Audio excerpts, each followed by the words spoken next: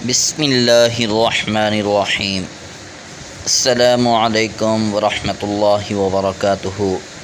معزز ناظرین، آج میں آپ کو سورۃ الواقعہ کا وظیفہ بتانا چاہتا ہوں، جو کہ نہایت مجرب اور با اثر عمل ہے۔ حضور پاک صلی اللہ تعالیٰ علیہ وآلہ وسلم کا بتایا ہوا وظیفہ ہے۔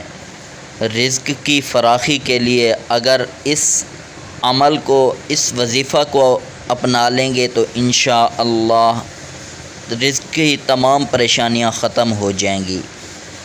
جس ترتیب کے ساتھ وظیفہ بتایا جائے اسی ترتیب کے ساتھ ہی آپ نے اس وظیفہ کو کرنا ہے، انشاءاللہ بہت فائدہ ہوگا۔ سورۃ الواقعہ کو نماز مغرب کے بعد جس جگہ پہ نماز پڑھی ہو اسی جگہ پہ دو زانوں بیٹھ کر، آنکھیں بند کر کے، دل میں تصور کر کے رزق کا یا گھریلو کوئی بھی پریشانی ہو اس پریشانی کا دل میں تصور کر کے سورۃ الواقعہ کو 3 مرتبہ پڑھیں اور بعد میں اللہ تعالیٰ کی بارگاہ میں دعا کریں۔